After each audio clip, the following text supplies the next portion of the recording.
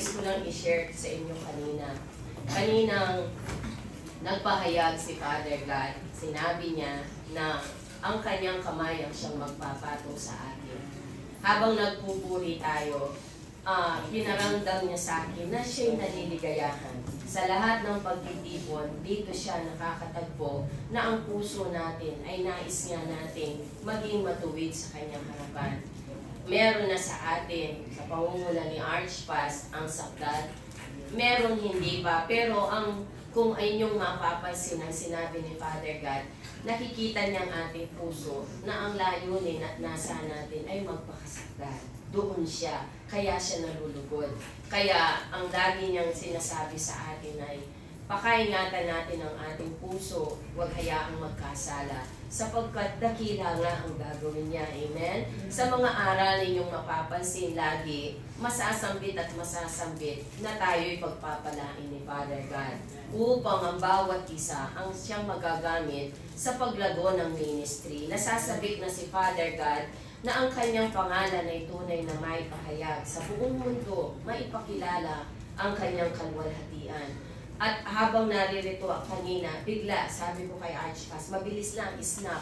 Nung ako'y biglang umiyak na talagang iyak ng kagalakan, aking nakita ang ulap at biglang lumabas ang kamay ni Father God.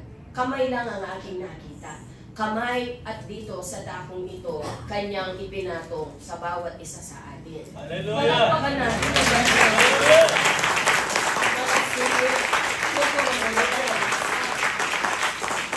Mabilis lang yun kapag sabi ni Archpas, hindi natin makakayanan dahil ang kanyang kalwalhatian ay matindi. Mabilis lang yun, nilabas ni Father God ang kanyang kamay sa dakong ito na tayo, bawat isa sa atin, ay kanyang pinagpala.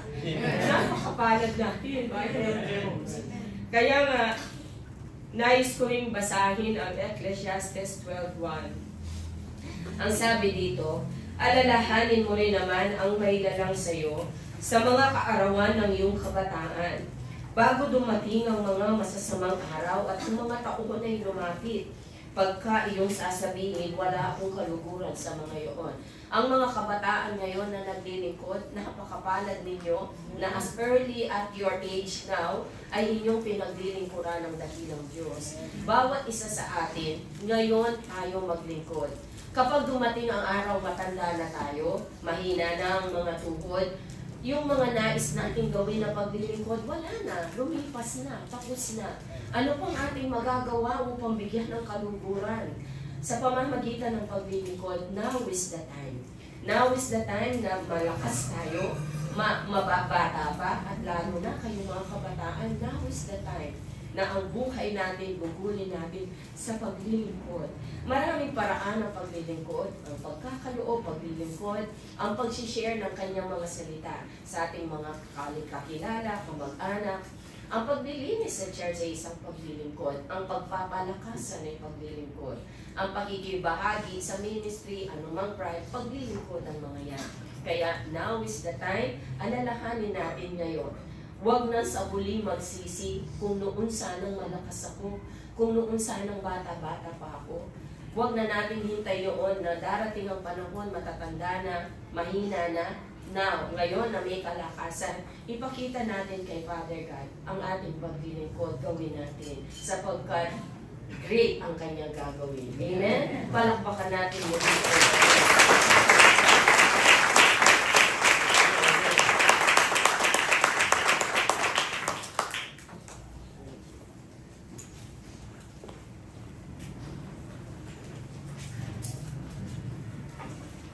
Kung pinatagal ni Father God kanina yung kamay niya, hindi natin makakaya. Pero pansinin natin, unti-unti tayong sinasanay. Amen. Amen. Praise the Lord. Kanina po ay inawit natin, pinaulit-ulit yung awitin. Pinaulit-ulit ni Father God yung kanta nyo. Sapagkat yun na ang simula, ngayon na, nangyayari na. Yung aral natin, kaya patuloy kong iniaaral ang bagay nito mga iniibig sapagkat panahon na. Ang aral ko ngayon ay inyong pakapakinggan sapagkat ito ay ang siyang inyong palaging maalaala. Dahil ito na nga ang simula na sinasanay na tayo ni Father Doug, yung awitin ukol sa pag-ibig sa Kanya, challenge yung kantang yun. Yung Panginoon, minamahal kita. Dumagsama ng pagpapala, ikaw pa rin ang aking paglikuran. Mga iniibig, challenge ito. Mag-ingat po tayo. Pakaingatan niya. Meron akong ikukwento. Bago natin basahin ang banal na kasulatan, inyong ianda dito sa Romans 10 and John 5. May isa pong kwento dyan na ito'y totoong nangyari. At yung isa, o dalawang kwento, yung isa, karanasan ko. Unahin ko yung isang kwento na hindi ko naranasan pero ito'y totoong nangyari. Isang security guard, nag-aral siya. Marami naman talagang nag-aral, nakatapos ng pag-aaral, pero nagiging security guard. Sabi nga ni Ma'am Lay kanina, nagsisiyerang kami almusal. Meron siyang kababata, nagtapos ng pag-aaral, nang makita niya, security guard siya sa parkour. Hindi naman, nangyayari na talaga.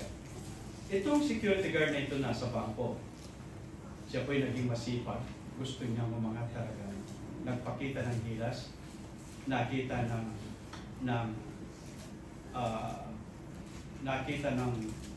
taong ito, yung mga masisipag, ay pinagpapala.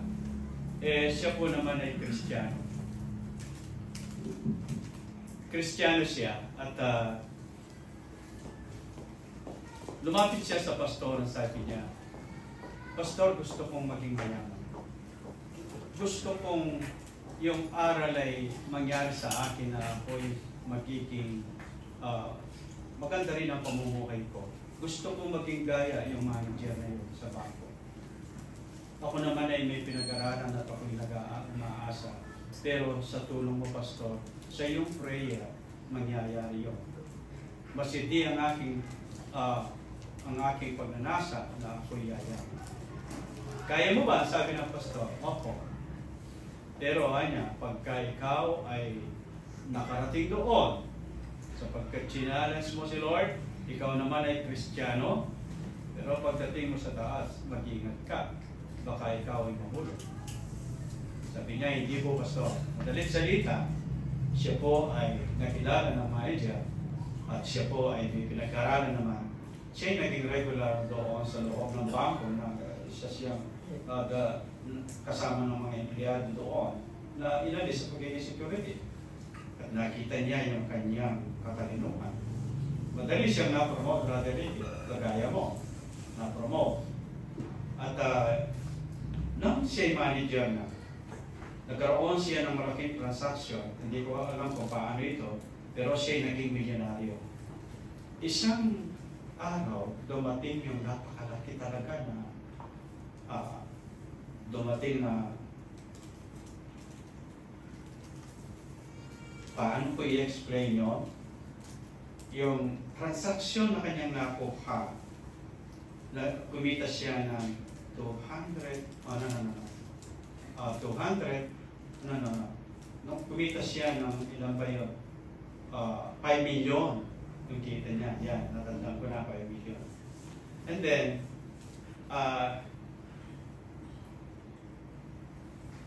nung magtatights na sila, nung maliit pa po yung sweldo, nagtatights talaga buo. Nung pagdating ng pera niya, binibilang niya, inihiwalay ng tights. Magkano po yung tights ng 5 million? 500,000. Then, sabi niya, sa panahon yun, malaki na po yun, 500,000. Darling, sabi niya, total, magaling naman tayo mag-times. Ito ngayon, malaki. Total, masagana na yung church.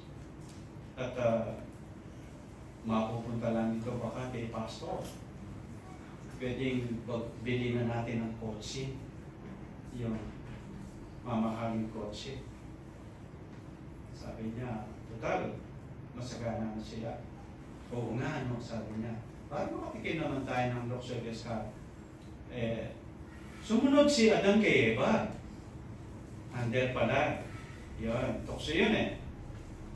Ngayon, bumili sila at hindi binigay yung nararapat sa Panginoon. Muli, pagkatapos na unti-unti bumagsak, hanggang sa totoong bumagsak siya. Magulo na, hindi na niya makayanan yung problema niya. Pinuntahan ngayon, maalala niya si Pastor. At sabi niya, Pastor, kumusta po? Mabuti, ikaw. Sabi niya, may problema po ako, Pastor. Alam ko naman na may problema ka. Ba't mo alam, Pastor, may nagbalita sa iyo? Hindi. Kasi, hindi mo naman ako pupuntahan kung wala kang problema eh. Nahiya siya. Kasi nga, totoo yun. Simple lang nga niya yung problema mo, malutas siya. Naalala mo nung tayo nag-usap na kung hindi mo pag-ingatan, mahuhulog ka, nangyari. O nga po, Pastor, muli mo kung pag-pray, nangangako ako na gagawin ko muli. Sabi niya, hindi mo kaya. Pero mag-pray tayo. Salamat po, Pastor. Sabi niya, Amang Banal, narito ang iyong anak na challenge ka, pero hindi niya nagawa. Siya ay natukso sa maliit na alagad. Hindi niya kayang maging mayaman. Kaya ngayon, puno siya ng problema. Magkakabila ang kanyang problema. Humihingi ng prayer sa akin, Panginoon, upang siya ay mapayapa.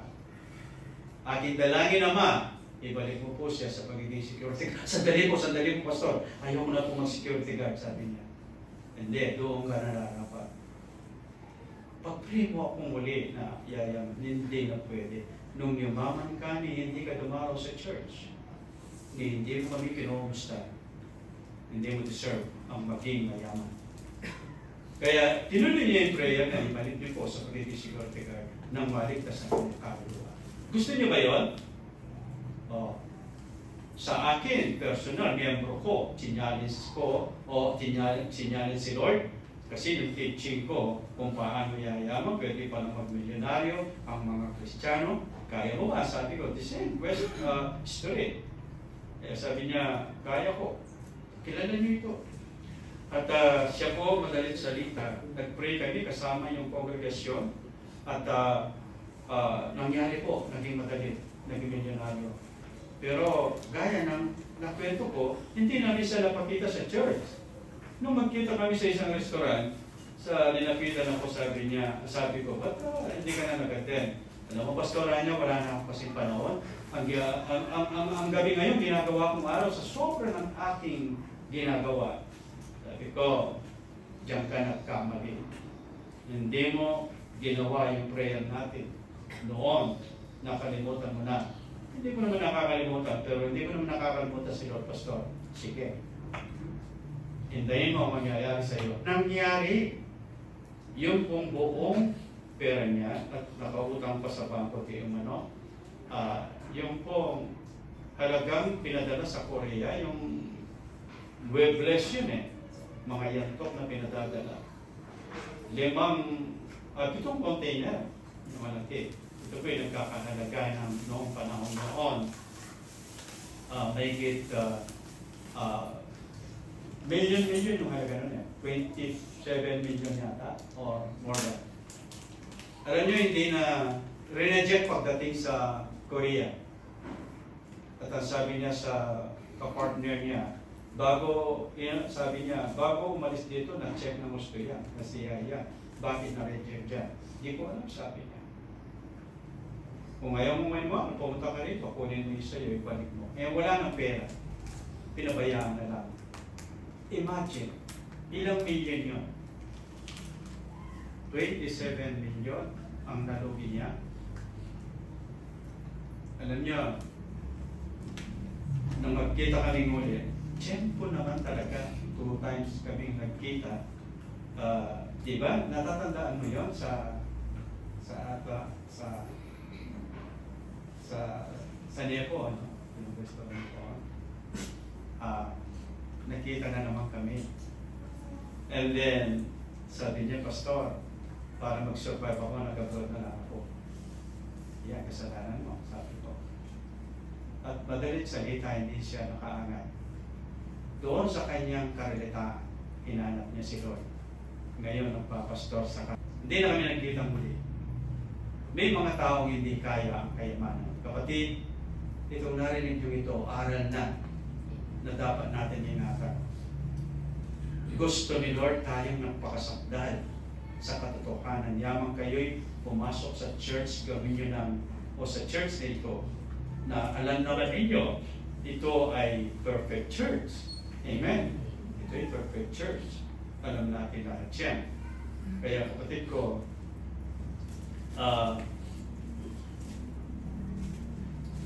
huwag natin gawin biro.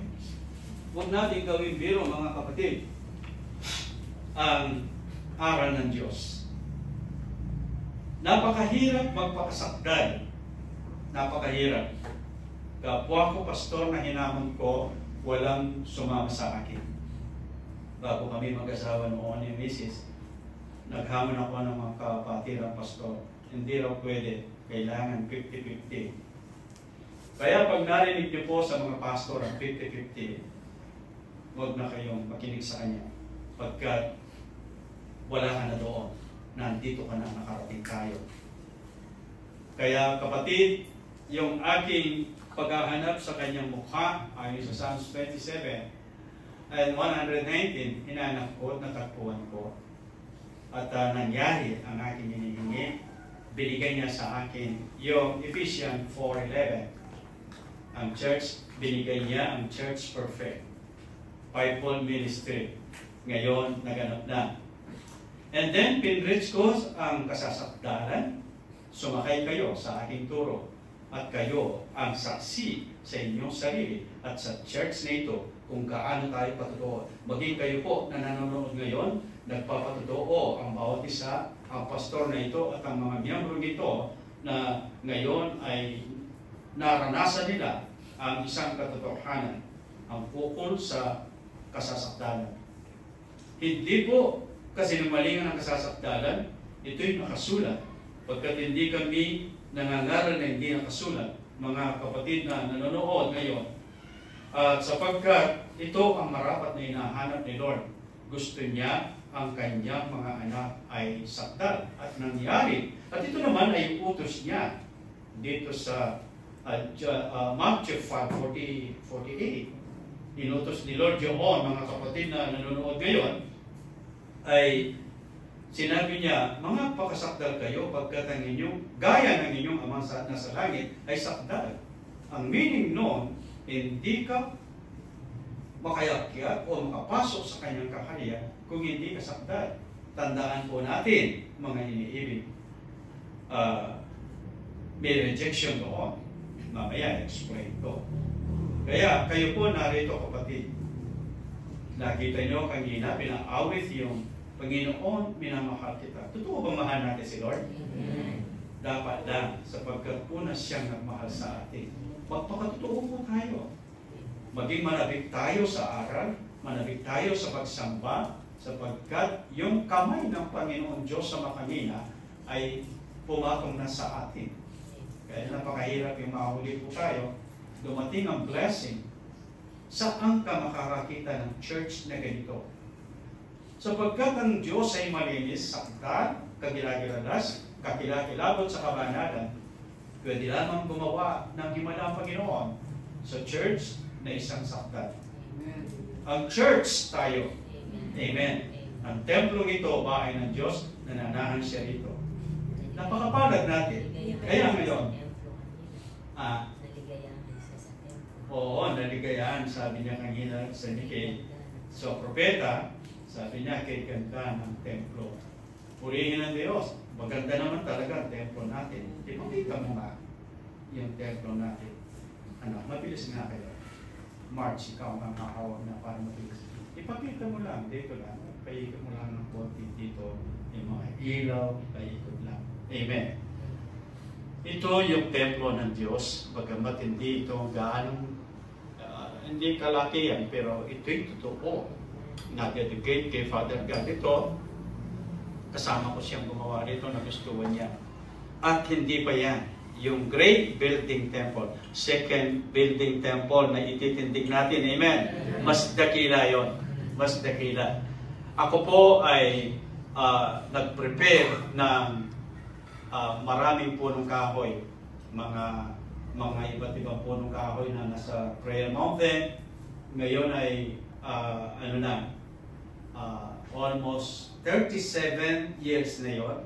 May kulang na. Mga malalaking mahogany at saka nara. Marami po roon. Mahigit 3,000 yon. Mga iniibig, piniprepare ko po yun sa Great Building Temple. Ni isa wala akong pinutol. Wala. Inanilaan ko yun sa Great Building Temple. Kasi maganda at malaki yung ititindig natin.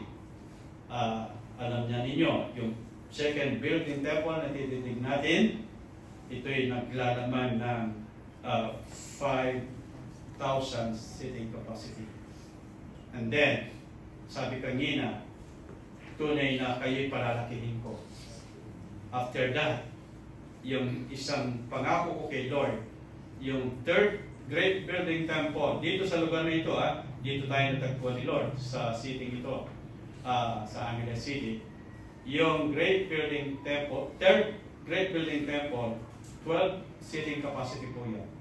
12,000, I mean, seating capacity. Yung po'y sumisimbolo sa 12th tribe of Israel. Amen. Ito pong 5,000 second building, sumisimbolo ito sa fivefold ministry. At itong espada ito, sumisimbolo doon sa ang aking salita ay higit sa magkabilang tanim. Natalo, tayo po'y nakipaggera. Of course, pag nakikipaggera, may espada. Ang sabi ng Panginoon nung tayo nakipaggera, ang salita ko'y higit sa magkabilang tanim. Ang espada pumapatay ng tao, pero hindi napapatay yung espiritu at kaluluwa. Pero anya ang salita ko, pumapatay ng katawan, kaluluwa at espiritu. Ganon kapangyarihan ang salita ng Diyos. Kaya nang tayo po ay nadeklara na ng fivefold, nagtagumpay tayong makipaggera kay Satanas, at ngayon, ito yung aking ginawa. Sumuko ang espada sa salita ng Diyos. Kung inyo napapansin, Word of God po dito, ito, nagtuturo yung dalawang espada rito, mga iniibig. Kaya, lahat po ng ating ginagawa ay biblikal. Kaya, mapalad po tayo, mga kapatid kong kapwa ko tagalangit. Inyong buksan ang banal na kasulatan dito sa Romans chapter 10. Romans chapter 10. Hallelujah. Dito sa chapter 10, beginning verse 13. Pakaunawain po natin ito. Sapagkat ito ang ating pag-aaralan. And John 5:24. Beginning verse 13, ang sabi po niya ay ganito. Sapagkat ang lahat ng nagsisitawag sa pangalan ng Panginoon ay mga liligtas. Tandaan po natin itong salita ng mga liligtas. Paano nga sila magsisitawag doon sa hindi nila nasampalatayanan? At paano sila magsisampalataya sa Kanya na hindi nila napakinggan? Paano silang makikinig na walang tagapangaral? At paano sila magsisipangaral kung hindi sila sinugo? Gaya ng nasusulat, anong pagkaganda ng paan niyaong mga nagdadala ng mabuting balita, ng masayang balita sa mga bagay na mabuti. Datapot hindi silang lahat ay nakinig sa masayang balita sapagkat sinabi ni Isaiah, Panginoon, sino ang maniniwala sa magagaling na, sino ang naniniwala sa aming balita? Kaya nga, ang paniniwala nang gagaling sa pakikinig at ang pakikinig sa pamamagitan ng salita ni Kristo. Tatapwat, sinabi ko, hindi ba sila nakapakinig? Oo, tunay nga. At nilipat po tayo dito sa John chapter 5.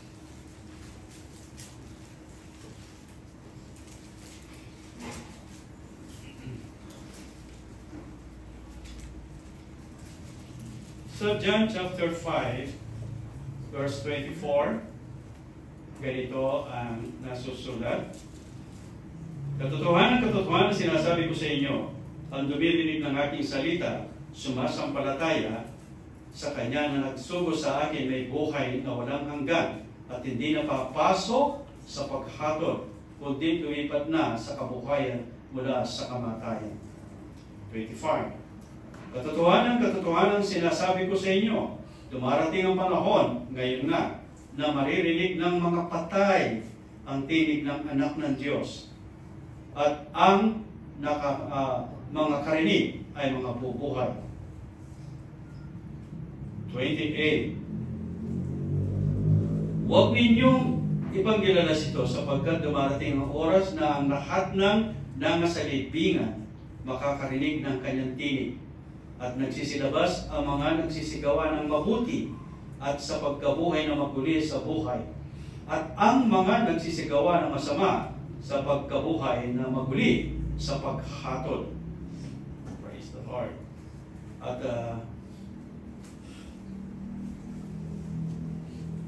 ito po yung ating pag-aaralan sa oras na ito. At tayo po'y manalangin sandali. O tayo po'y manalangin, excuse me. Aming Amang Banal, aming pag-aaralan muli pagkatapos naming naranasan ng iyong sign and wonder sa dakong ito.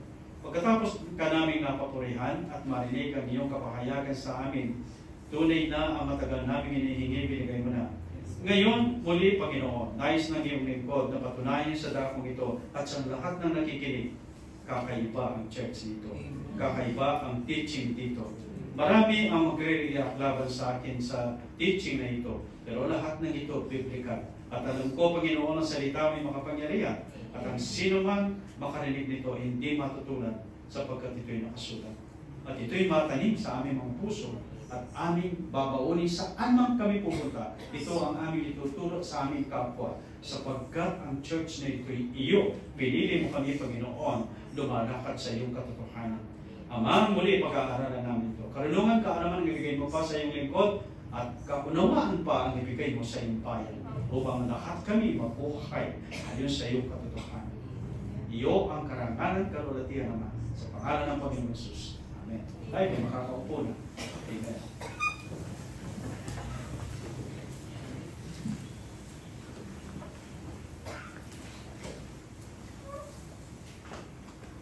Nais ko po magsalita sa paksang sinugo. Itong sinugong ito, matagal na inaral ko itong title na ito. Pero ngayon, iba ang ating mararanasan ukol sa salitang sinugo. Mga iniibig, maraming masasaktan sa akin dito sa mga kapwa ko mga ngayon. Wala akong minamaliit sapagkat ako rin naman ay maliit. Kaya lang ako nandito nang dahil kay Lord. Hindi ako nag-aral gaya nila sa Bible School. Ako'y tinawag ng Lord sa aking pangalan.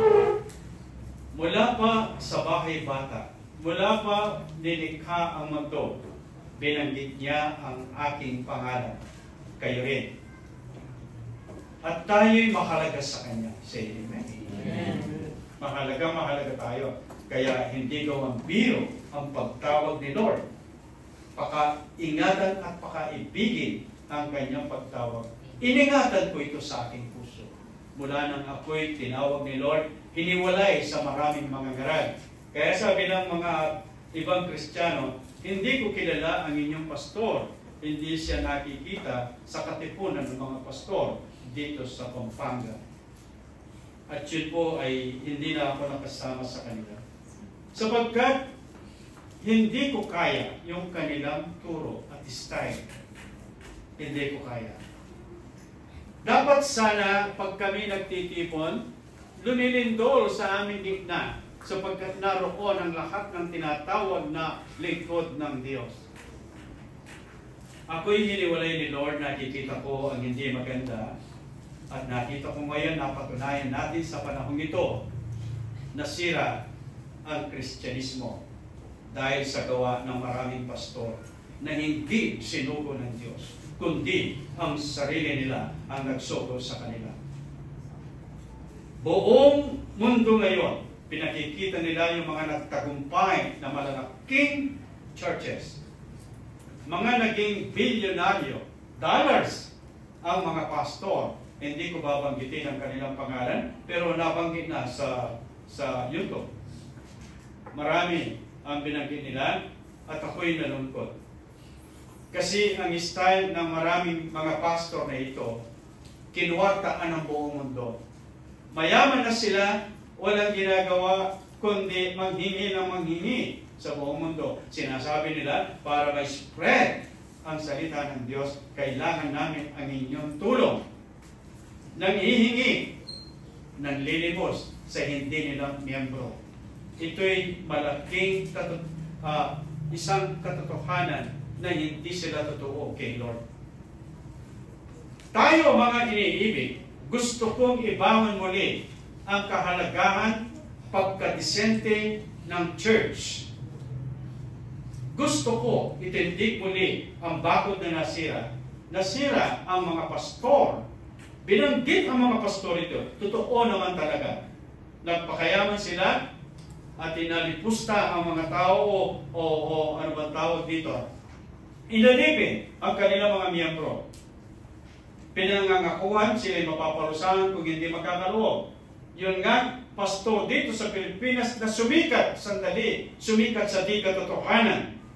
Siya ay ginawa niyang alipin ang kanyang mga miyembro. At pag hindi ayon sa balita, at sa patutuo ng ibang miyembro na umiwalay sa kanila, sa nakikita natin, naririnig yung kanilang testimony sa TV na sila'y pinaparusahan pag hindi nakuha yung gold sa kanilang paglilimos. Isipin mo, kapatid ko, pinaparusahan at karmaduman ang kanilang ginagawa. Ang mga ito, mga iniibig, nakita natin, hindi sila kay Lord. Lalo't nagpapanggap yung iba na sila'y Diyos. Sa iba naman, puro hingi. Puro kapakinabangan. Ito'y nasusulat sa Isaias. Ito'y mga aso, matatakaw, sabi niya.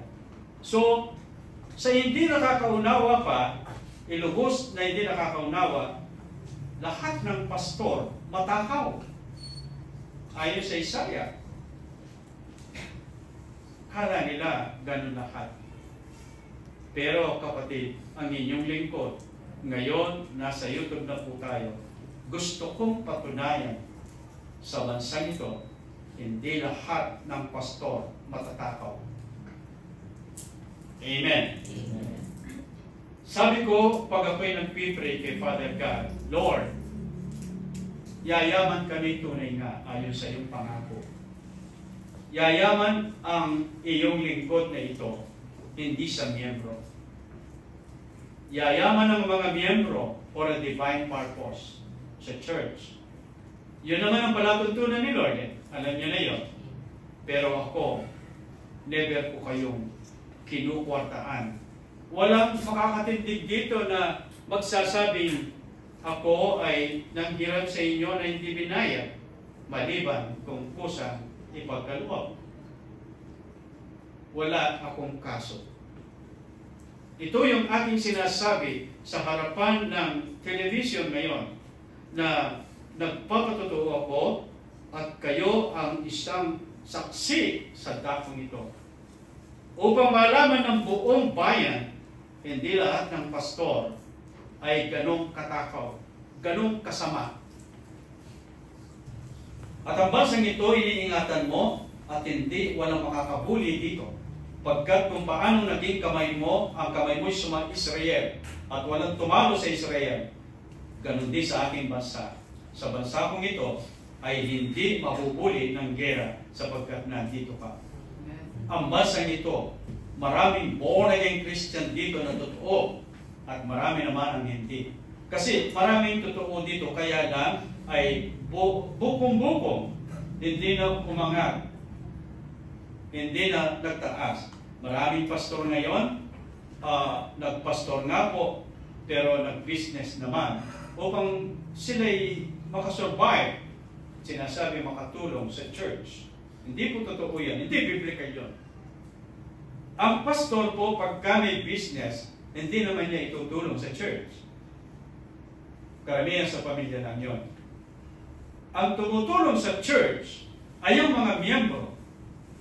Kaya sabi ng awitin, dumagsama ng pagpapala, ikaw pa rin naman ang aming paglingkuran. Mamahalin. Amen? Dito sa lupa hanggang kalangitan. Kaya ngayon, alam na ninyo kapatid ko, gusto ni Lord lahat tayo maging mayaman. Pero hindi ako yayaman dahil sa inyong kayamanan. Pagkat ang Diyos ang aking inasahan, kaya matapang ako nagsasalita. Sabi ko, Lord, lalaki ako, lalaki yung church dito. Yayaman kami dahil yun ang layunin mo. Pero yayaman kami na walang issue. Amen. Praise God. Ang Diyos kasama natin, kakilakilabot. Kung ang aking salitang ito ay mauhulog ako at hindi ko magawa ito, isa rin ako sa mga nakakahiyang tinawag ang kanilang sarili sa pagiging pastor. Kasi po, umpisa pa lamang ng aking pangangaral, ayaw na ng mga kapwa kong mangangaral ang perfection. Ayaw nila ang kasasakdalan at ang kahatulan. Kailangan daw 50-50. Ito yung turo buong mundo. 50-50 dahil nandito pa tayo sa makasalanang mundo. Pero, hindi pa. May salita tayo ng Diyos. Hindi ba nasa atin na ang Panginoon? Hindi ba hindi na tayo nabubuhay sa ating sarili? Kundi si Lord na ang nabubuhay sa ating sarili. Ngayon, saan maglulugar ang tukso? Saan maglulugar ang pagnanakaw? Saan maglulugar ang kasinungalingan? Ang Diyos ng langit at lupa nasa ating puso, nasa ating templo, nasa ating buhay. Lumalakad tayo ng kasama niya. At ang katotohanan ay sa atin. Kaya, bakit ko sinabing hindi ako pwedeng mahulog? Sapagkat kasama ko ang Diyos, kasama natin. Pagkat ako'y sinugo ng Diyos. Kaya tayong mga tunay na born again, hindi ba? Sinabi niya, tayo'y pinanganak sa kanyang katotohanan. Sabi ko kay Ma'am Lea, ipangaral mo nga ito, sabi ko. Ayusin mo nga ito, i-preach mo itong 1 John 5:18 na sinabi roon na tayo na born again, pinanganak tayo ng Diyos sa kanyang kapangyarihan. Hindi tayo pwedeng magkasala sapagkat tayo pinanganak sa kanyang kapangyarihan. Amen? Maganda yung kapatid ko. Napakaganda talaga nitong 1 John na ito, nais kong basahin sandali. Ang sabi niya sa 5:18, nalalaman natin na ang sinumang pinanganak ng Diyos hindi nagkakasala. Datapot ang pinanganak ng Diyos ay nag-iingat sa kanyang sarili at hindi siya ginagalaw ng masama. Tama nga naman. Kaya pagka ginalaw ka ng masama, hindi ka nag-ingat sa iyong sarili. Amen. And 19, nalalaman natin tayo sa Diyos at ang buong salibutan na kahilig sa masama. Paano mo sasabihin ngayon, kapatid, na nasa mundo pa tayo, masama ang mundo, hindi pwedeng hindi magkasala? Kaya nga, sinasabi niya dito, alam natin ang mundo'y masama, kaya mag-ingat tayo. Amen? Kaya, napakaganda nito.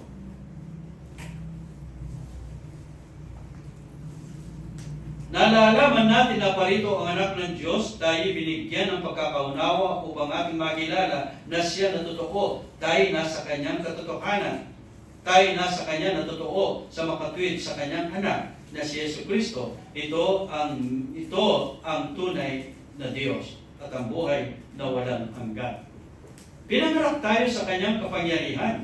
Nalalaman natin ang sino ang pinanganak ng Diyos ay hindi magkasala datapot ang pinanganak ng Diyos ay nag-iingat sa kanyang sarili. Amen?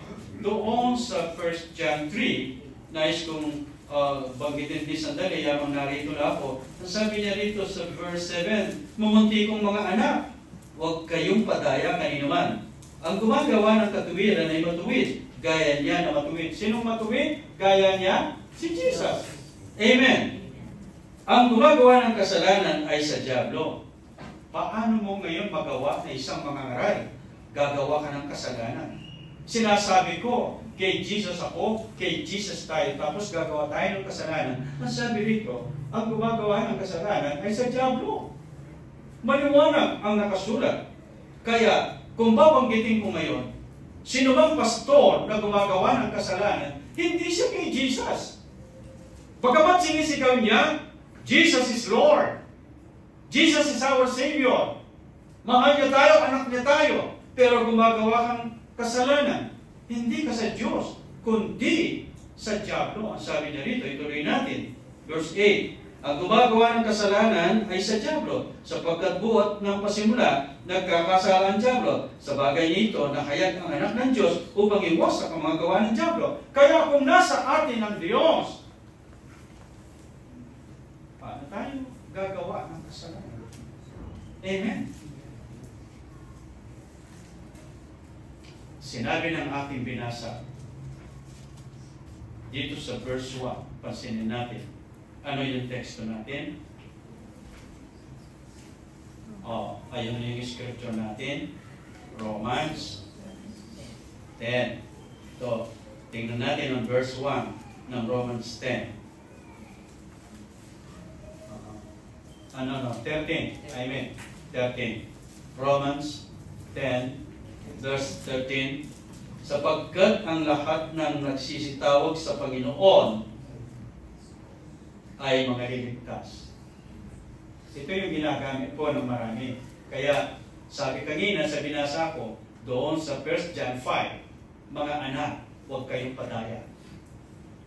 Itong ginagamit nila ngayon, lahat ng tumatawag kay Lord, maliligtas. Pero sinabi ni Lord sa ibang talata, "Hindi lahat ng tumatawag sa akin kakilala ko, kundi yung lamang gumagawa at gumaganap ng aking salita." Kaya dito, winasak na nun yung ating verse 13. Nawasak na. Hindi lahat. Sapagkat sinabi ni Pablo rito, mga iniibig na sapagkat ang lahat ng nagsisitawag sa pangalan ng Panginoon, maliligtas. Hindi po. Kapag hindi mo ginagawa ang kanyang kalooban, tawag ka ng tawag, hindi ka maliligtas. Amen. Hindi kailanman. Hindi mo maloko ang Diyos. Ang Diyos ay kakilakilabot sa katotohanan. Amen? Kaya mga inibig, sabi pa niya rito, dito sa verse 14, ituloy natin. Sabi niya, "Paano nga sila magsisitawag doon sa hindi nila sinasapantayan? At paano sila magsisisapantayan sa kanila na hindi nila napakinggan? At paano sila makikinig sa walang tagapangaral?" May nangaral. May nangaral. May nakinig. Pero ang kanilang narinig, hindi katotohanan, brother. Hindi. Bakit? Kasi hindi malinis ang paa ng nangangaral. Yung kanyang salita, hindi kumpulubas. Yung kanyang salita, pulot lamang. Pinulot na hubas sa pinaganihan, sa taginit. Naghahanap doon sa Micah 7, naghahanap ng makakain ng mga tao. Sabi nila, "Panginoon, kakapagabag kami, sapagkat wala kaming makain kung pulubas. Ang aming kinakain ay pinagpulutan lang." Ito yung aral na hindi pinaglaanan ng panahon ng pastor. Kaya sabi ni Lord, nung dinalaw niya yung mga sina Pedro sa kanilang pangingisda, "Alalahanin niyo, madalas magkatawan tao ang Panginoon pag bumababa, nakikipag-usap sa kanyang mga alagad." Sabi nila, "Pedro, pero ba tayo makakain?" "Wala, Panginoon. Wala kami nakahuli." "Pumunta kayo roon, bumalik kayo roon. Makakahuli kayo." "Panginoon, magdamag kami roon, pero wala kaming nahuli nga naman." "Dahil sa sinabi mo, gagawin namin." Madalit salita, napuno ang kanilang bangka, mga bangka. And then, pagdating doon sa Pampang, nakita nila may nakaihaw ng mga isda. Tingnan ninyo, naganda si Lord ng pagkain sa kanyang mga alagad. Ayaw ni kasi Lord na ang kanyang mga alagad ay nagugutom. Kaya inyong baka sila pagpapala. Pero, ito yung masakit sa pastor. Ito si Pastor Pedro ay nabigla siya sa kayamanan.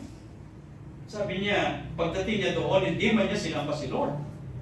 Sabi niya, kumain muna kayo at na maalis ang inyong gutom. Pero maya-maya, hindi man nila sinabing, Panginoon, salamat na nandito ka. Nawala yung gutom namin. Nakakain kami. Salamat po sa mga isdang itong binigay mo. Pero hindi brother. Sabi niya, ito malaki, ito malaki, itong pampanan ito. Ito, mahal itong lapu-lapo. Salmon, dito. Tapos yung maliit. Well, ayon sa ating binasa, parang wala mong maliit, brother. Sineseparate niya yung ayon sa kanilang pagkaisda, nalibang siya. Sabi ni Lord, Pedro, sabi niya, mahal mo ba ako? Oo, Lord, mahal kita. Nalalaman mo, mahal kita.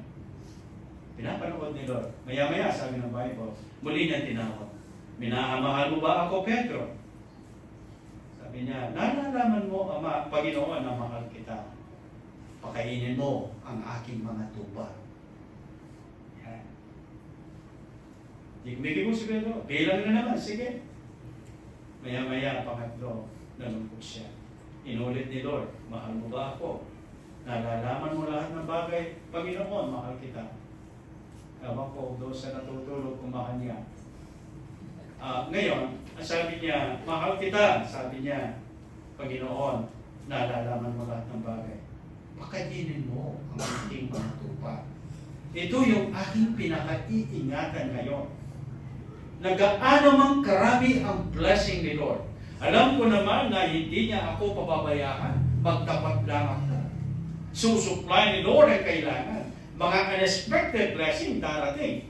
At nangyayari ngayon sa akin, sapagkat ako'y nagpakatotoo, ang ginawa ko, kapatid, pinakain ko kayo ng pagkain na tunay na pagkain. Matigas na pagkain. Yung iba nga nasasaktan Pero bandang huli, kay sarap pala masaktan, makita mo ang iyong pagkukulang. Ngayon, hindi na ako nasasaktan dahil ginanap ko na ang aking kakulangan. Amen! Hindi na ako natitisig ngayon sapagkat ako'y nagpakatotoo sa Panginoon. Nung marinig ko ang aral, ay aking ginawa. Sabi ng patotoo ng mga ilang kapatiran dito. Unti-unti, sabi nung nakausap ko nung 3 days ago, ay unti-unti naunawaan ko na ngayon ang kanyang salita. Purihin ang Diyos. Napakaganda at napakasarap maunawaan mo kanyang salita. Pinakain ko kayo ng tamang pagkain. Pinakain ko kayo at pinakain ko kayo ng kumpulubas at yung anak sa kumpulubas. Itong anak na ito yung Word of God ng perfect, totoong aral. Kaya nung pagdating sa akin ng naglilipod, sumigaw! At ang sabi niya ay ganito, sabi ng Panginoon, kung paano nasumpungan ng bagong alak sa kumpol. At may nagsabi, huwag mong sirain sapagkat yan, mapapakinabangan. Kayo ang gagawin ko upang huwag kong malipol lahat ang aking mga lingkod. Kaya ngayon po, kahit sinong bisita kong pastor, nakikilala ko, pinapangaral ko, sinishare ko sa kanya ang kumpuluwas. Mika 7, sabi niya, kawawa kami, mamamatay kami lahat, sapagkat wala kaming masumpungang kumpuluwas upang makain. Mamamatay kami sapagkat ang aming kinakain ay pinagpulutan na pinagpulutan na ubas na maliit. Nahulog sa lupa. Ibig sabihin, wala nang nangangaral sa kanya ng tamang aral. Kaya sabi na, mamamatay kami. Kaya ganyan, yung hindi totoong aral, kapatid, na pinagpulutan lang, kinakain ng mga miyembro. Kaya pinapatay sila ni Lord, yung mga pastor, na hindi lumalakad sa kapunan ni Lord. Hindi pinaghahandaan ang pinakakain sa mga miyembro. Pero sa dakong ito, kapatid ko, hindi lang buhay na walang hanggan tinuturo. ko? Tinuro ko sa inyo, pwedeng huwag na tayong mamatay? Biblical. Alam niyo yan. Ngayon, sa maraming panahon na pagtuturo ko sa inyo, nakita niyo lahat ng ito, biblical, magtataka marami, pwede pa lang tayong hindi mamatay? Of course, pwede. Doon sa John 11:26, basahin niyo po yun. May ilan dito na nakatayo, na sa anumang paraan hindi makikita, matitikman ang kamatayan hanggang makita nila dumarating yung magra-rapture sa atin. The name is Jesus Christ. Amen? Hallelujah! Hallelujah! Maraming nakatalata, John 15:15, John 15:51, maraming nakasulat doon sa Thessalonian chapter 4. Hindi lahat mamamatay.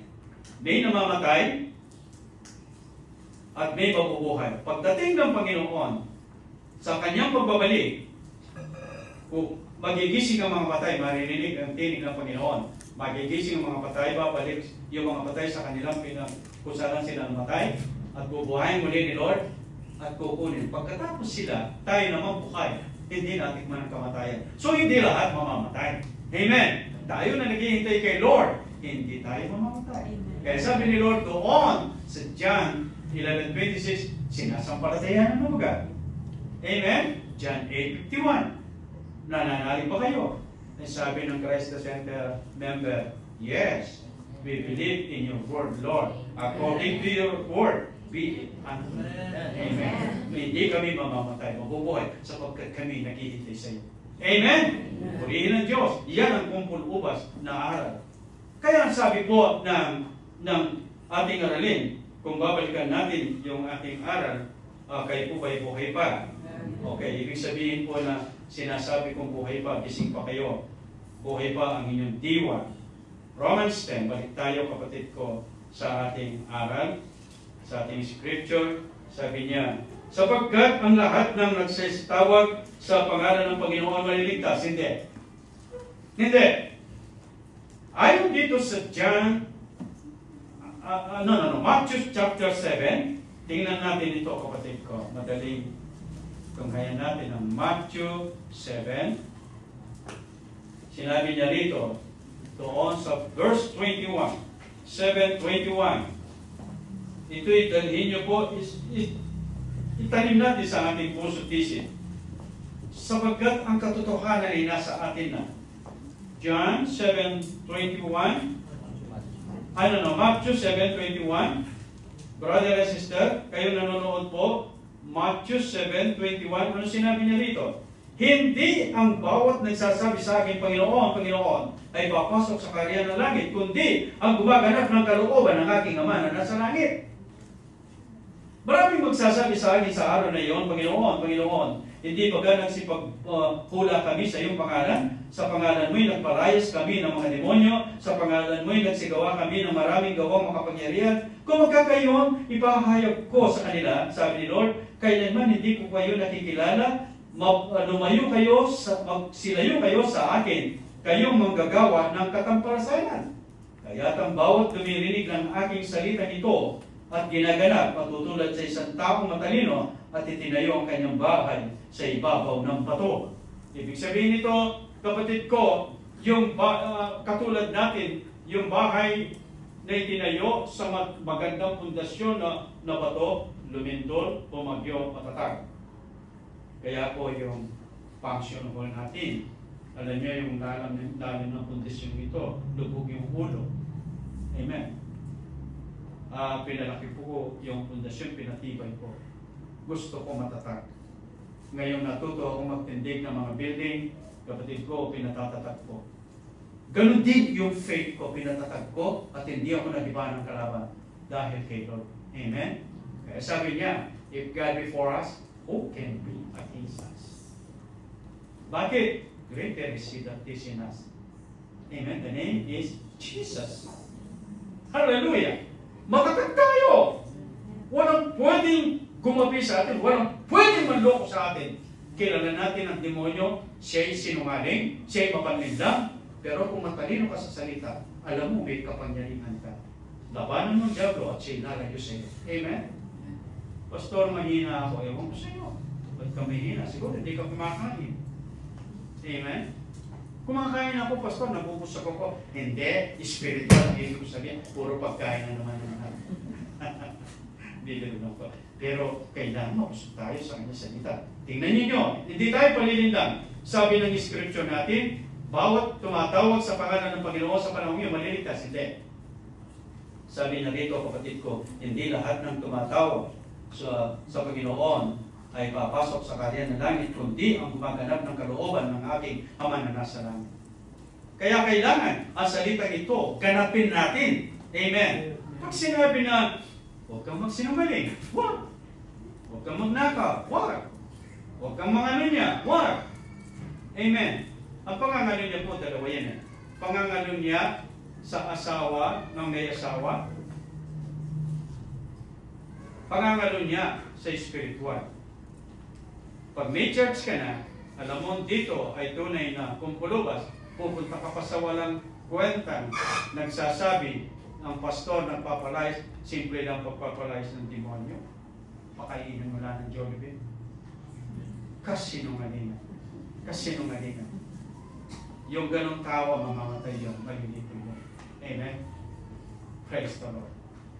Yung aking assistant pastor noon, sabi niya, may laban ako sa iyo, pastor. Kasi ako, nagtapos ako ng Bible School, ikaw ay hindi. Pero mali yung aral niya. Nagkisama sa akin, naging assistant ko. Dati nagtatrabaho sa bangko. Professional siya. Pero tingnan yun, nakikisakay lang. Bandang huli, sabi niya, ako pang mali. Ano ba mali ko? Kasi bakit mo pinapangaral ng prosperity? Ba't hindi mo pangaral sa mga tao kung paano sila magtiis sa kahirapan? Sa gayong pagdating ng kahirapan, kaya nilang labanan. Sabi ko, mali ka. Mali ka. Kaya inalis ko yung dumagsaman ang mga pagsubok. Kundi dumagsaman ng pagpapala. Walang tao na makatiis ng kahirapan. Kristiyano ka, nagugutom ka, nagkakaproblema ka, nagkakasakit ka, dinudurog ka ni Satanas. Hindi ba ang may Jesus? Nakalagnan sila sa sumpa ng sakit at karamdaman at kagutom.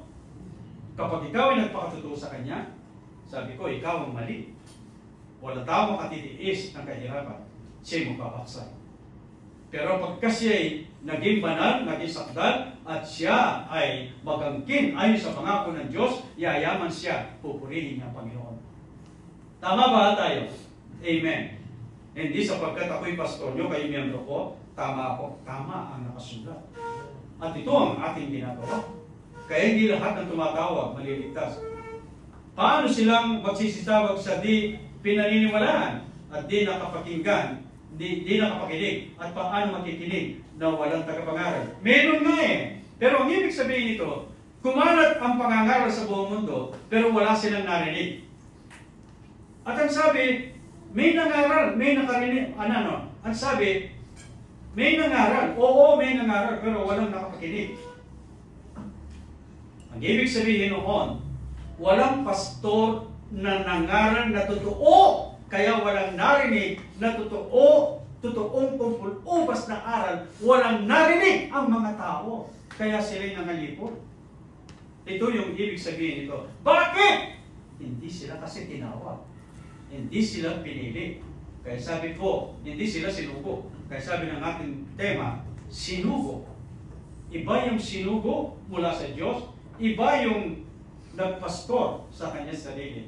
Magpapastor ako, mag-aaral ko ng Bible School, kaya isang araw, sabi ng kapatid na Arman, may nakausap siyang pastor, graduate ng Bible School. O Brad, kumusta ka? Ay, hindi mo na ako Brad ngayon, pastor na ako. Pastor. Oo, tapos na ako. Tama ba ako, brother? Yan. Tapos na ako ng Bible School, pastor na ako ngayon. O, asan yung miyembro kongregasyon mo? Wala pa. Katatapos ko lang ng pastor. Nagpastor, walang miyembro. Makakarinig ka, kapatid. Mag-resign na ka. Amen. Bakit ako natatawa, kapatid? Nangangaral, hindi sinugo. Amen? Paano sila mangangaral kung di sila sinugo? Nasusulat ang sabi ng Panginoon, kay ganda ng paa na nagdadala ng magandang balita. Kay ganda ng paa na nagdadala ng magandang balita. Ang paa ng nagdadala mabuting balita ay maganda yung kanyang paa. Ibig sabihin, hindi siya natitisod. Hindi siya nalilihis ng landas. Siya'y totoong pastor, malinis na pastor. Ang kanyang aral ay totoo. Kaya sabi, kay ganda ng paa na nagdadala ng mabuting balita. Literal, ngayon. Kay ganda ng paa na nakabihis ng Amerikana, naka-boots. Yan, di ba? Kay gandang hindi masyado na nakadiploma. Pero si Brother Noel, anong kilala kita, ano? Okay ka. Amen? Praise the Lord. At hindi rin maganda ang nakasapatos na hindi nakamedyas. Gaya ng anak kong panganay, tigas ang ulo. Marami akong medyas anak. Di ba, tinambakan ko kayo ng medyas? Balik tayo sa aralin natin. Perfect tayo kasi. Amen? Anong masayang balita? Kumpulubas. Amen? Ano ba ang kumpulubas? Nasabi ko na kanina, ito yung perfect Word of God. Perfect church. Kagaya natin. Naging sakdal tayo. Kasi sinabi nga ni Lord sa umpisa kanina, ano ba yung sinabi ni Lord? Anong chapter yun? Matthew 5:48. Ano sinabi roon?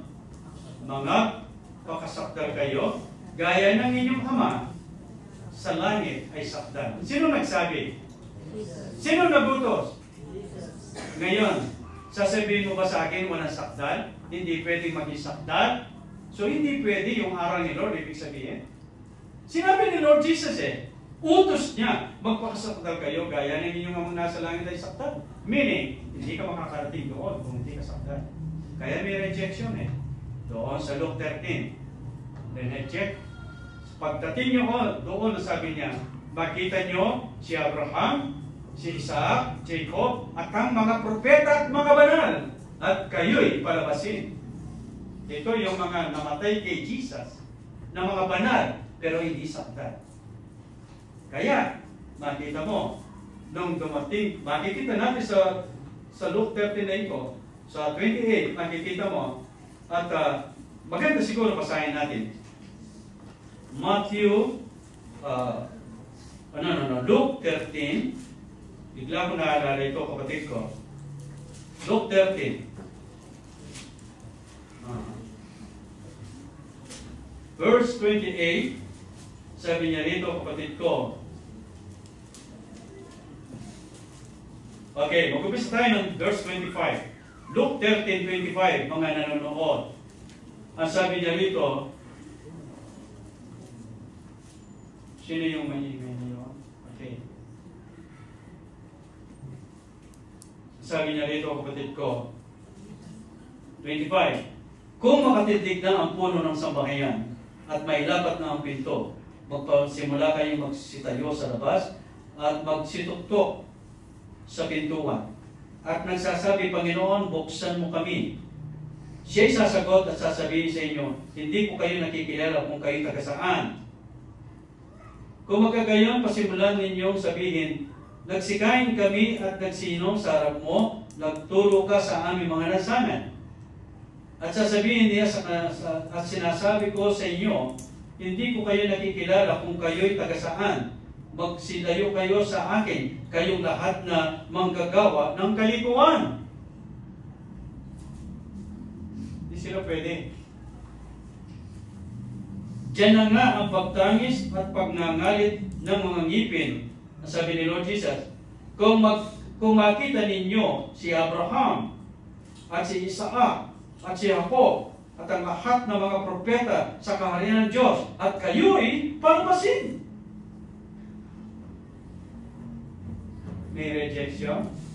Yung namatay na banal, mabubuhay na maguli, haharap sa paghatol, marireject siya. Kasi hindi siya nagpasangka. Amen. Pinalabas. Kaya ang church, ang bawat pastor, bawat church, nawa maging sakdal, maging perfect ang kanilang church at ang turo, puro kung pulubas, perfect teaching. Sa gayon ang mga tao ay magiging sakdal. Tingnan ninyo, kapatid ko, na-reject. May rejection. Amen. May rejection. Kaya pakaingatan natin ito, kapatid ko, sapagkat sabi nga ng John chapter 5, at tignan natin, sinabi ng John chapter 5, dito sa 24, ito ang ating teksto. Babasahin ko, kapatid, sapagkat ito ang isang totoong katunayan na upang lalo tayong mamulat sa katotohanan. Sinabi ng John chapter 5 verse 24, sabi ni Pastor Brian, magsingkaw. Katotohanan sinasabi ko sa inyo, ang dumirinig ng aking salita at sumasampalataya sa Kanya na nagsugo sa akin ay may buhay na walang hanggan at hindi na papasok sa paghatol. Kanina sinabi ko, ang mga banal, mabubuhay, mararapture, mauna sila sa ating buhay, pero hahatulan sila. Papasok sila sa paghatol. Ulitin natin.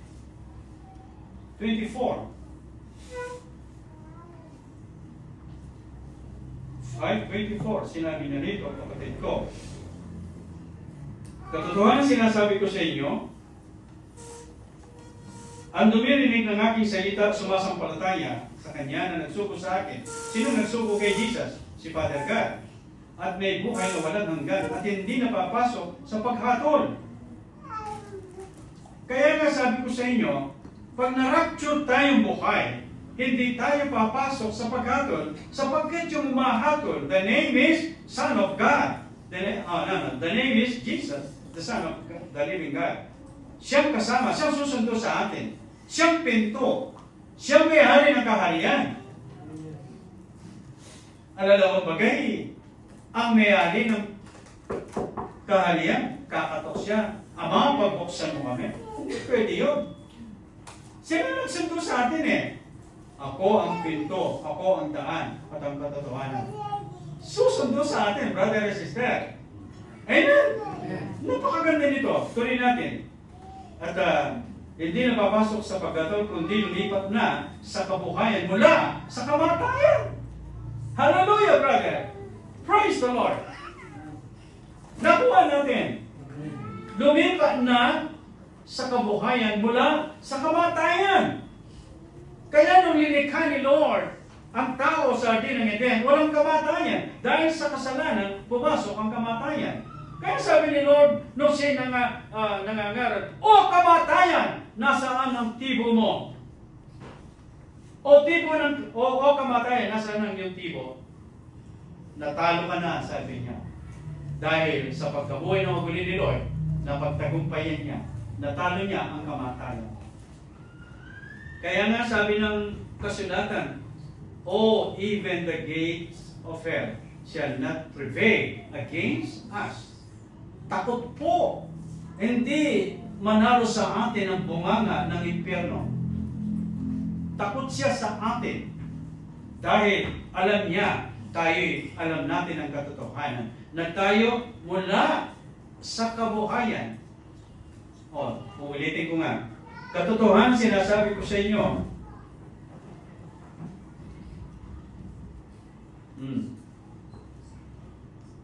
At hindi na papasok sa paghatol, kundi lumipat na sa kabuhayan mula sa kamatayan. Lumipat na tayo sa kabuhayan mula sa kamatayan. Dahil kay Kristo.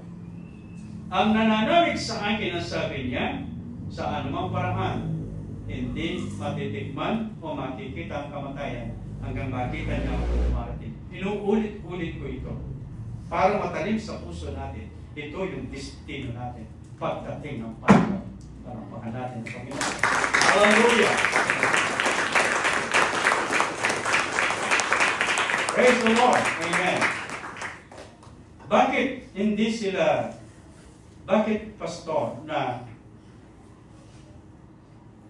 nakasulat naman, bakit hindi sila naniwala? Kasi, ang sabi po ng John 5:38, at muli ko babasahin ko rin itong 38, at kayo'y walang salita niya na nananatili sa inyo sapagkat hindi kayo sumampalataya sa kanya sinugo. Kayo po ay nananampalataya sa sinugo ng Diyos sa taong ito. Pero sila wala. Wala silang wala. Kasi hindi sila nananalig doon sa talagang sinugo ng Panginoon. Amen.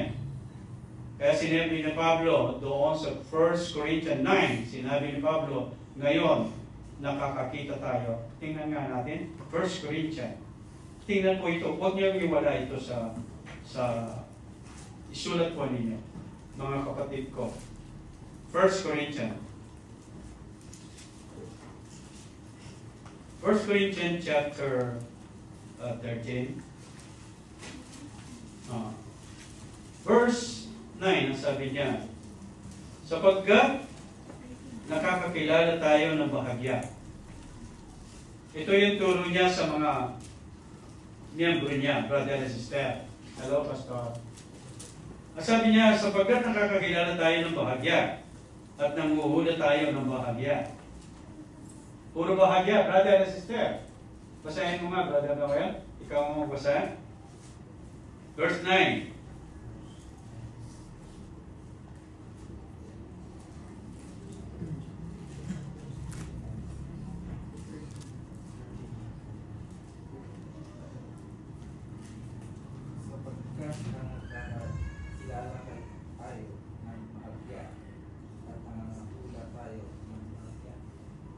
Natin.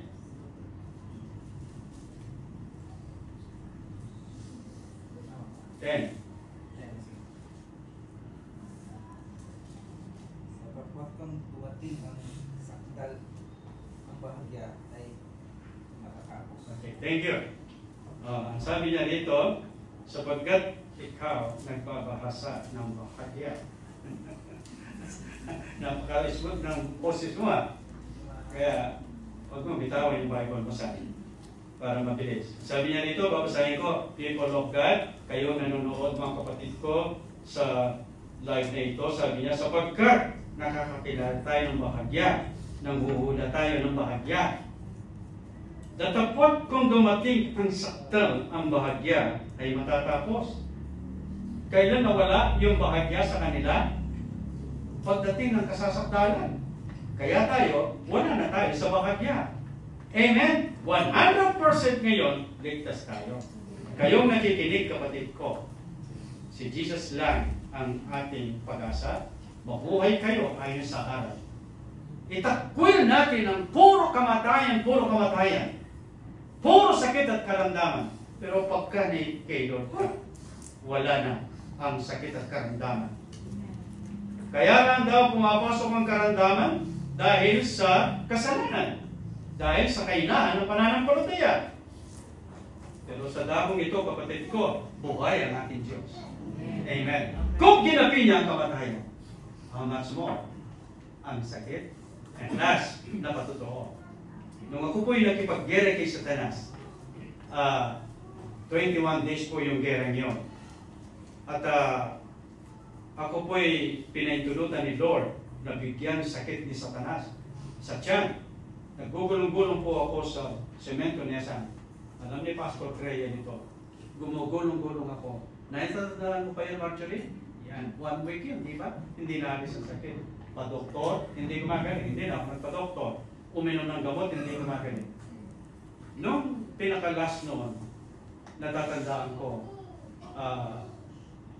ako po'y nagdumi. Masakitan dyan, nagdumi. Wala naman, hindi na dumi. 21 times na akong pumunta sa banyo. Nung muling sumakit, pinigil ko. Ang ginawa ko, umupo ako. Kahit masakit, tinilis ko, nagsalita ako. Sabi ko, alam ko, Satanas, nandito ka. Ikaw ang may gawa nito. Pinitulutan ka ni Lord upang ako'y masubok. Tandaan mo ito, Satanas. Dinaretso ko yan. Ang mamatay kay Kristo pakinabang ang mabuhay kay Kristo pakinabang, saan ka maglulugaw? Alam niyo yung kamay ni Lord, ginanon po yung akin tiyan. Pabilog. Hindi magawa ng kamay ito. Pag tinaas ko ito, dito hindi. Pero siya, buong baywang ko, inangat niya. Instant! Wala yung sakit ko. Hallelujah! Our God is a great God! Amen! Our God is a great healer! Kaya, patutungo ko siya. Kaya nga, kung takot ka sa kamatayan, lalo kang pupuntahan ng kamatayan. Alam niyo ba, takot ang impyerno sa atin. Takot ang kamatayan sa atin. Dahil siya nagsabi, ang tibo ng kamatayan ay ang kasalanan. Pero si Satanas, walang makita rito na nagkakasala. Kaya hindi siya makalapit. Hindi gumagawa pang kasalanan dito. Baka lapitin ka ng kamatayan. Amen. Wala nang tibo ng kamatayan sa atin. Amen. Kundi ang Panginoon nasa atin, ang kanyang salita, nabubuhay tayo sa kanyang salita. Kaya kapatid ko, ito yung aking binigay, inihatid ng magandang balita sa atin. At sa damong ito, wala na rin tisurin. Amen? Ibalik ko ngayon sa ating teksto, mga kapatid. Ang sabi niya sa John 5, sabi niya, verse 24, sinabi niya dito, katotohanan sinasabi ko sa inyo, ang dumili ng aking salita at sumasampalataya sa Kanya na nagsuko sa akin, may buhay na walang hanggan at hindi napapasok sa pagkatol, kundi lumipat na sa kabuhayan mula sa kamatayan. So, mamamatay pa tayo? Wala na, lilipat na tayo sa kabuhayan. Sinong kabuhayan natin? Jesus Christ, the Son of God. Hallelujah! Hallelujah! Jesus Christ is our life forever. Amen. Purihin ang Diyos sa buhay natin. Thank you, Father. In your presence there is healing. In your presence there is life. Streams of living water wash away my strife. Gumaling ka, kapatid, na may karamdaman. In the name of Jesus, the spirit of sickness, the spirit of death, in the name of Jesus, I rebuke you. I command you, get out from the people of God. Get out, spirit of sickness and death. I rebuke you, go to hell. I have power against you because the Lord Jesus is in me. In the name of Jesus, huwag ka nang babalik sa impyerno ka lang. Ikaw na espiritu ng demonyo na nagbibigay karamdaman sa nakaratay ngayon. Sa mga nanonood ngayon at nakikinig, wala ka ng karapatan sa Kanya sapagkat may anak ng Diyos sa lahat nito. May mga anak at may mga alipin sa lahat nito. May mga lingkod niya na tumatayo sa Kanyang faith. May kapangyarihan kami in the name of Jesus. In Jesus' name, umalis ka espiritu ng sakit at karamdaman. Lumayas ka sa pangalan niya. Ano man ang iyong sakit, cancer man, lupus man, diabetes, sa puso, ano mang uling sakit, sa baga, lahat ng yan, walang karapatan sa mga anak ng Diyos. Lahat ng aking nabanggit, gawa ito ng demonyo. In the name of Jesus, umalis ka sa mga nananalig ngayon sa pangalan ni Jesus sa impyerno ka. Huwag ka nang pamalik. Ama ko ang iyong makapangyarihang gawa, ang iyong kagalingan, ayon sa nakasulat. Ikaw ang nagpapatawad ng lahat ng sakit at karamdaman at nagpapagaling at nag-aalis ng kasalanan. Mangyari ngayon sa mga nakikinig mula mula sa dakong ito hanggang sa mga nanonood. Tanggapin niyo ang kapangyarihan ng Diyos Ama ng Anak at ng Espiritu Santo. Buhay ang Diyos sa dakong ito. Magsipaggaling kayo. Sinabi ni Lord, ano man inyong talihan sa lupa, talihan sa langit, ano man kalaga sa lupa, kalaga sa langit. Kinakalag kita sa pagtali ni Satanas sa iyo. Sa sakit at karamdaman, kinakalag kita. At ngayon, pinagagaling kita sa pangalan ni Jesus. Tanggapin mo ang kagalingan ng Ama, ng Anak at ng Espiritu Santo. At ikaw ay mag-testimony. Sumulat ka o mag-text ka sa dakong ito ng Christ Center o Simons Church bilang patutuo sa pagdatang aming Diyos ay buhay. Tanggapin mo ang kagalingan mo, kapatid ko. Tanggapin mo. Tanggapin mo. Ito'y kaloob ng Panginoong Jesus. Ito'y kaloob niya. Kung darasan ka naman. At kayo sa dakong ito, wala nang sakit na pwedeng lalapit sa atin. Sapagkat tayo sa harapan ng Diyos, malinis na tayo. Sakdan na tayo. Ang Diyos natin ay ito. At ngayon, ayon sa ating harap, ayon sa awit, ito naman ang pangalawa, magsiyaman kayo. Ito yung gusto ni Father Gagina. Nakita ng propeta ang kamay ng Diyos Ama ay sumaglit sa atin, pinatong sa bawat isa. Ito'y isang katotohanan na ang kanyang salita ay totoo. Kaya, iyan ang ating aral. Magsipaggaling kayo sa pananampalataya. Habang kayo naghihintay, magsipagyaman kayo. Habang naghihintay tayo sa pagbabalik ng kanyang anak. Pero, isipin nyo, siya'y dumarating na para huwag kayong magkasala. Bakit kayo nagpapakayaman? For a divine purpose.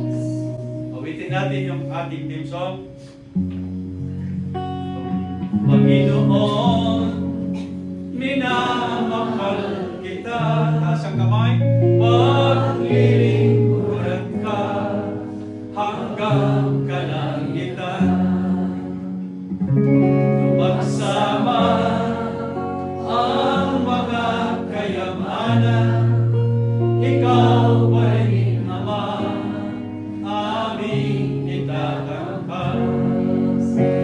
Kaya't ako'y susunod sa'yo upang ipahayag ang iyong salita. Buong buhay aking ilalakad upang ipaglingkod sa'yo, Amang Anak. Magsaman ang mga kayamanan. Ikaw pa rin, Ama, aking itatangkal. Kaya't ako'y susunod sa'yo upang ipahayag ang iyong salita.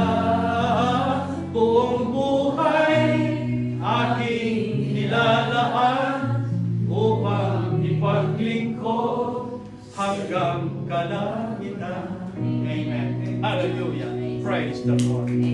Praise the Lord. Our God is great. God is great. Amen.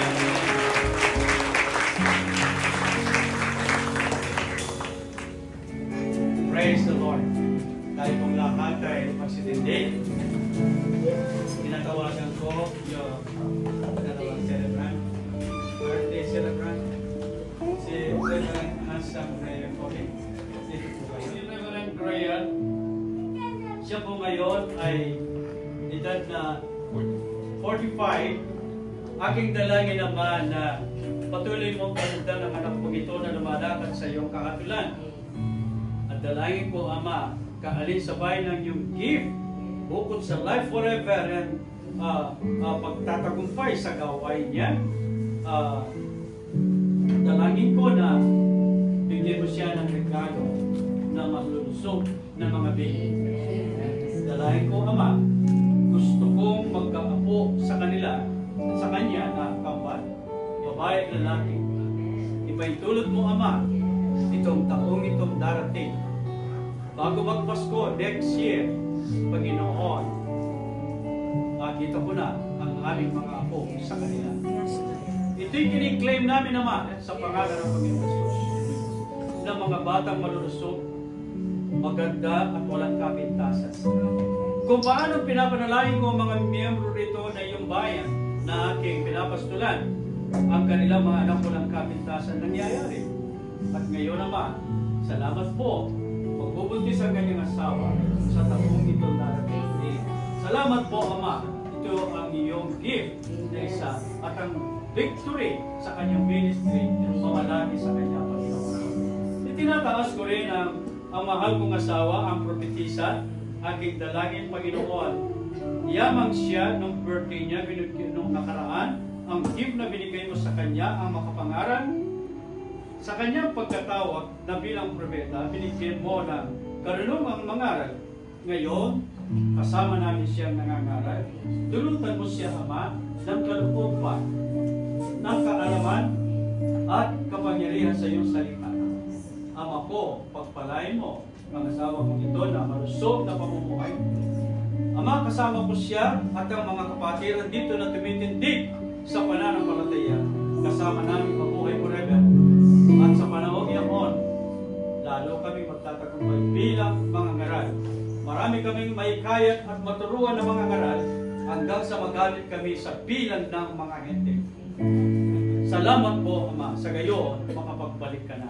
Pagpalain mo ang propetang ito, iba yung karunungan, kaalaman, iba yung kasasakdanan at kapangyarihan. Patuloy ka ng patuloy kang pagpalain ng Ama, patuloy kang kalugdan sa iyong kaloob bilang propeta. Mula ngayon at magpakailanman, marami ka pang makita ang mga bagay na hindi pa nakita ng iyong mga mata. At ngayon, ang Panginoon ay malaya ng gumalaw sa iyong buhay. Magpakita ng maraming mga bagay na lalo namin ikalalakas sa pananampalataya sa church na ito. Ikaw, anak ko na pastor, pinagpapala kita ng iba yung pangkalakasan, iba yung karunungan pa. Yamang ikaw ay pagod kung paano mo inaayos ang mga YouTube natin, mga preaching natin sa YouTube. Panginoon, bigyan mo ng iba yung karunungan ng anak kong ito. Pagod siya. Siya ang aking General Secretary, kasama ko Vice President sa church na ito, Panginoon. Pagpalain mo, iba yung karunungan na ibigay mo sa kanya, Ama ko. At iba yung kalangkasan ka. Mayo ka, magpatuloy ka, anak ko. Ang Panginoon Diyos, sa mga Diyos anak at Espiritu Santo sumasayo. Lahat ng nasa ng iyong puso ay ibigay ni Father God. Alam niya yan. Alam niya yan. Pagpalain. Narasikira makandarayo kuroboyo sa paraan. Ngayon ang nasa ng iyong puso, dininig ng dakilang Diyos, iyong pakikita. Ngayon ipinagkaloob sa iyo ng dakilang Diyos. Ang nasa, lahat ng nasa ng puso mo, ikaw na kanyang lingkod. Tanggap mo, ipinulot mo naman ng Panginoon Jesus at iyong Pinamahal kong anak, pinagpapala ng iba yung pagpapala mula sa Diyos, sa mga Diyos, sa mga Espiritu Santo. Pinagpapala rin kita ng mga asawa mula sa Ama, sa Anak, sa Espiritu Santo. Amen. Happy birthday! Happy birthday to you! Happy birthday to you!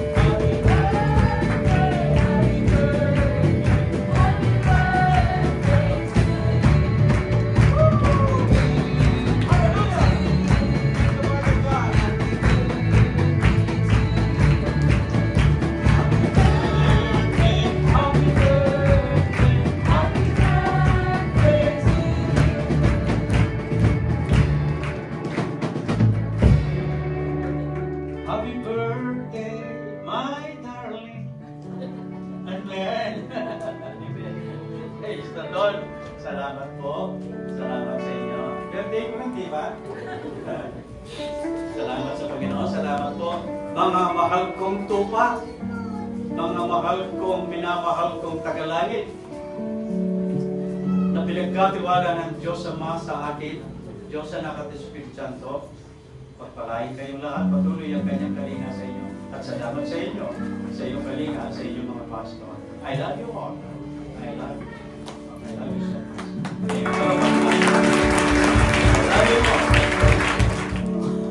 Itaas natin ang ating mga kamay at tanggapin ang bendisyon. Sa lahat ng nagsisampalataya sa kanyang salita, tunay na ang pangako ay sa ating lahat. Inyong tanggapin ang bendisyon, ang hamuog ng sangkalangitan at ang katabaan ng sangkalupaan, ang kayamanan ng lupa at ng dagat, ating tanggapin sapagkat ito'y dulot ng ating dakilang Diyos Ama, ng Diyos Anak at ng Diyos Espiritu Santo. Amen. Amen. Amen.